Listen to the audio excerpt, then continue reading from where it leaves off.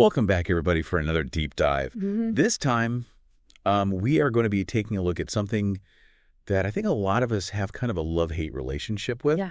Personality tests. Yeah. They promise to reveal these hidden truths about ourselves, but sometimes they just feel like generic horoscopes. Totally. This time, though, you, the listener, are interested in Okay. a specific test called the Great Personality Test. Okay. And this is hosted on a site called The Spiritual Seek. The Spiritual Seek. Interesting. Yeah, that's a platform that's just packed with tests aimed at, well, seeking, spiritual awareness, emotional intelligence, that kind of thing. Yeah. And that's what makes this personality test so intriguing to me, at least, because it's not just on some random quiz site out there. Right. It's nestled amongst all this content about spiritual growth and that kind of thing. And plus, this test claims to be different. Okay. From the usual click-and-go quizzes that are out there. Instead of simple scales, they use what they call reasoned responses. Okay. And it even has a self-calibration feature. Reasoned responses, self-calibration. Okay, I'm starting to get curious now. What exactly does that mean for the person taking the test? So from what I gather, the reasoned responses means you're not just picking a number on a scale like 1 to 5, strongly agree to strongly disagree or whatever. Yeah. You're choosing from a set of statements that explain why you might agree. Okay. Or disagree. So it's forcing you to think a little more deeply about your choices. Right. And the reasoning behind them, I can see how that could lead to more nuanced insights than just clicking a number that feels right. Exactly. And then on top of that, there's the self-calibration. Oh. Which means the test actually updates itself based on your previous attempts at the test. What? Yeah, so like you take the test once, and then it incorporates new questions for greater accuracy the next time you take it based on what you answered the first time. That's a pretty unique feature. I've never heard of that before. It implies that the test isn't static, but rather adapts to your responses over time. Right. Most personality tests are like a snapshot in time. This one sounds more like a time-lapse video of your personality, maybe. I like that. It definitely suggests that the test is trying to capture the complexity of personality and how it evolves over time. It also claims to draw inspiration from both the Big Five and MBTI models. Okay. So we're talking about a pretty robust framework here. That's smart. For those unfamiliar, the Big Five is a model based on 5 broad personality traits: openness, conscientiousness, extroversion, agreeableness, neuroticism. Yeah. While the MBTI focuses on 16 personality types, like the INFJ or ESTP you might have seen online. Right. So by blending these two well-established approaches, this test aims to get a more complete view of the individual. Right. It's potentially combining the best of both worlds. Right. The comprehensiveness of the Big Five with the specific type descriptions of the MBTI. So what's the big selling point here? What makes this personality test great? Well, the creators are trying to address a common issue. Okay. Personality tests are often either too shallow or too tedious. Right. And so they're aiming for that sweet spot. Yeah. Deep insights without feeling like you're filling out a tax return. It makes sense. You've got those quick quizzes that feel like a horoscope on one end, and then those super long academic assessments on the other. Finding that balance is key. Exactly. And the reasoned responses and the self-calibration seem to be how they're achieving that balance. You're forced to engage more deeply with the questions, and the test itself evolves with you as you take it multiple times. So instead of just labeling you as, say, an introvert, it's trying to explore the why behind your introversion. That's where the real self-discovery happens, right? Not just the label, but the understanding. Absolutely. And speaking of understanding, yeah, this test goes pretty deep in terms of the personality aspects it covers. Okay. It assesses a whopping 16 different traits: sociability, rationality, ratiocinality, perfectionism, liveliness, extroversion, conscientiousness, sensitivity, tolerance, creativity, sagacity, self-confidence, autonomy, spirituality, irony, and selfishness. Wow, that's quite the list. They've covered a lot of ground there. It's a pretty wide net, ranging from those familiar terms like extroversion to some less common ones like sagacity, which basically means having good judgment and insight. I'm already curious about how they approach assessing some of these more abstract traits. For example, how do you measure something like creativity? They actually give examples of how they assess each trait. Like for creativity, one question asks you to imagine being asked to do a job. Okay. with strict rules, but you realize it could be done differently. Interesting. So instead of just asking if you think you're creative, it's presenting a situation and seeing how you'd act. That's much more behavioral, much more insightful. Right. The response options range from sticking to the rules to coming up with totally new approaches. So it's less about your self-perception and more about your actual tendencies. That's a smart way to get around the limitations of self-reporting. We might not always be the best judges of our own personality traits. Exactly. So we've got this test that's claiming to be more engaging, more accurate, more insightful than the typical personality quiz. Yeah. But it gets even more interesting when you consider the platform that it's on. The Spiritual Seek, right. It's not your average personality test website. This platform is all about self-discovery with a spiritual slant. Exactly. And that raises some fascinating questions. What are the implications of offering a personality test? Yeah. Alongside spirituality and awareness tests, are they suggesting a connection? That's what we need to unpack, isn't it? What might this connection between personality, self-discovery, and spiritual awareness look like? Could understanding our personality traits actually help us on our spiritual journey? That's where things get really interesting. Let's dive into that in the next part of our deep dive. Welcome back to our deep dive into the Great Personality Test. We left off talking about the connection between personality and spirituality. Yeah. Which is a pretty intriguing concept, to me at least. Right. It's like we all know that personality influences like basically everything in our lives. But how does that play into something as profound as spirituality? Exactly. And to really explore that connection, I think we need to revisit those 16 personality traits that this test measures. Sure. I think if we can dig into a few key ones, we might start to see how they could influence someone's spiritual journey. So instead of just like listing out all 16, we're going to pick a few. Right. And really try to connect them to that spiritual aspect. Precisely. Let's start with autonomy. Okay. That desire for independence and self-reliance. Imagine someone scoring high on this trait. Yeah. They probably value making their own choices, forging their own path, right? Makes sense. Yeah. How would that translate to their spiritual leanings then? Well, they might find traditional organized religion a bit stifling with all its set doctrines and rituals. And instead, they might be drawn to more individualistic practices. Meditation, nature walks, self-guided study of different spiritual texts.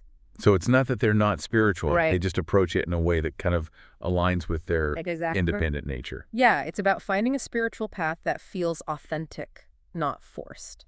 Right. Now, contrast that with someone who scores low on autonomy. Okay. They might actually find comfort and structure in organized religion. Okay. The sense of community, the shared beliefs. Yeah. It could be very deeply fulfilling for them. Interesting. So the same trait viewed through a spiritual lens can lead to very different paths. Precisely. Let's try another one, sensitivity. Okay. We talked about how this trait reflects emotional responsiveness and empathy. Right. Someone scoring high here might be deeply affected by the suffering of others, feeling a strong pull towards compassion.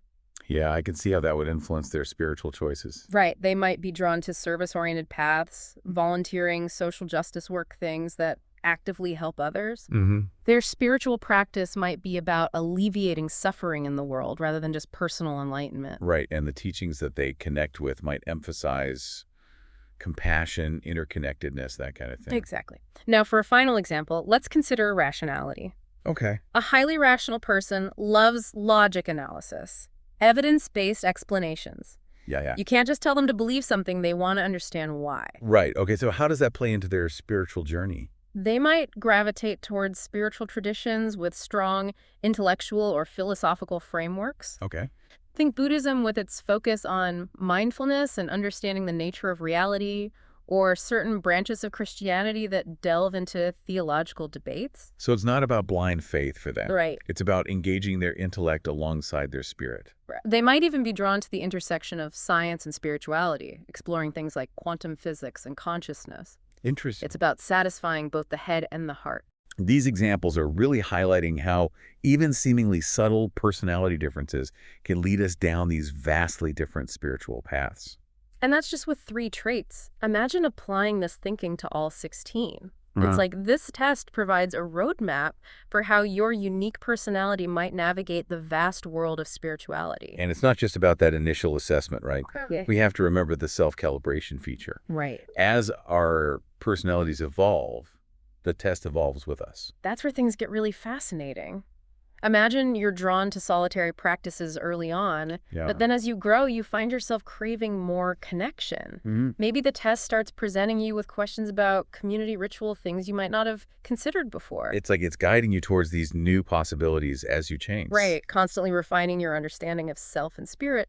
But to understand that self-calibration better, I think we need to dig into how it actually works. Yeah. The source material is a bit vague on the technical details. Okay, so let's speculate a little bit. What do you think is happening behind the scenes? My guess is that the test has this massive pool of questions, each carefully designed to assess these specific nuances of those 16 traits. Right. When you take the test, it doesn't throw all of them at you at once. Right, that'd be overwhelming.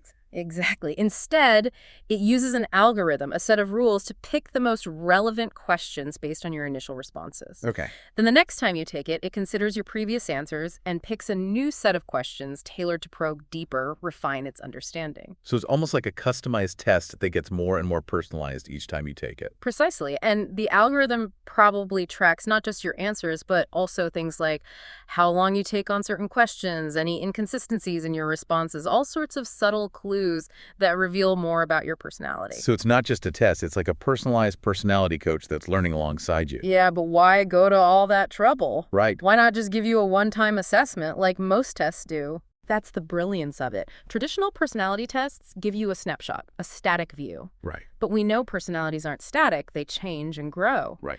This test acknowledges that by constantly adapting and evolving with you. It's like the difference between a still photo and a video.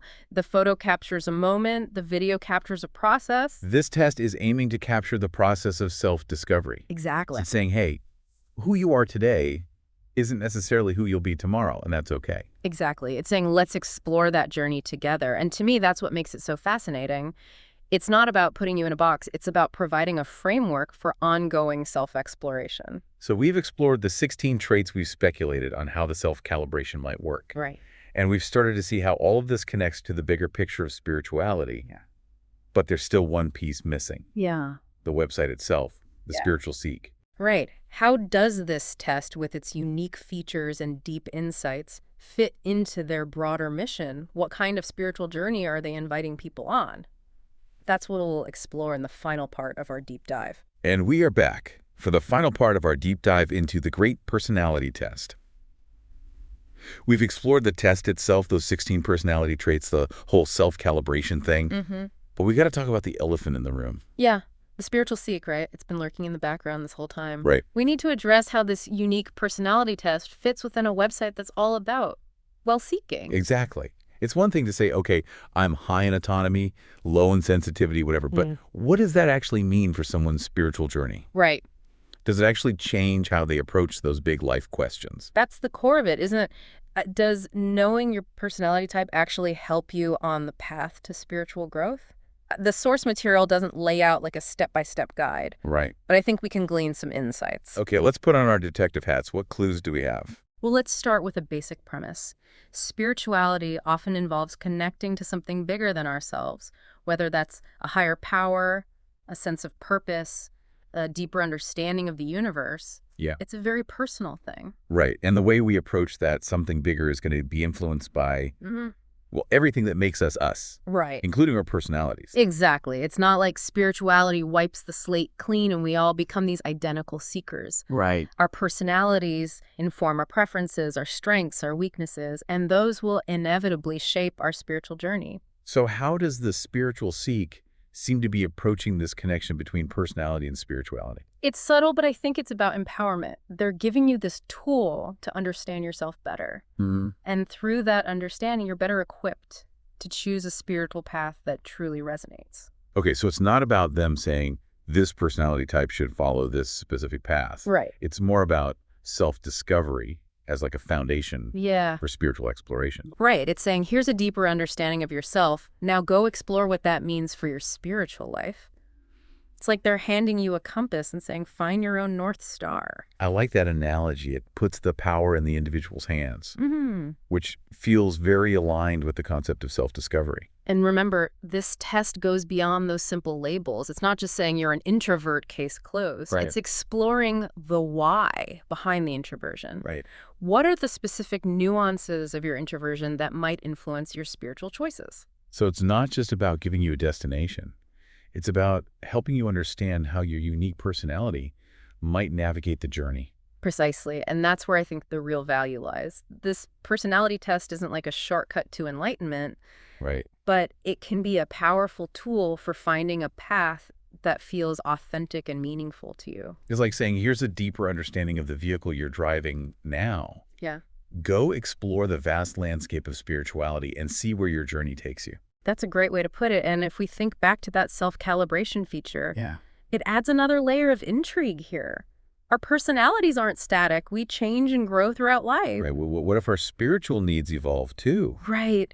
What if the path that resonated with you 5 years ago no longer feels quite right? Yeah. This test, by constantly adapting, might reveal those shifts in your personality and point you towards new avenues of spiritual exploration. It's like having a spiritual GPS that updates in real time, Yeah. adjusting the route based on your evolving needs and desires. That's pretty exciting to think about. So listener, as we wrap up this deep dive, Yeah. I want to leave you with this thought.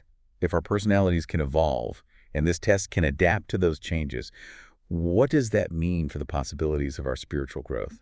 Could it be that understanding our personalities is not just about finding the right spiritual path, but about embracing the journey itself with all its twists and turns? And how might this test, with its unique approach and self-calibration feature, serve as a guide on that ongoing journey of self-discovery and spiritual exploration? These are questions worth pondering, wouldn't you say? I would. We encourage you to explore those connections between your own personality and your spiritual journey wherever it may lead. Thanks for joining us on this deep dive.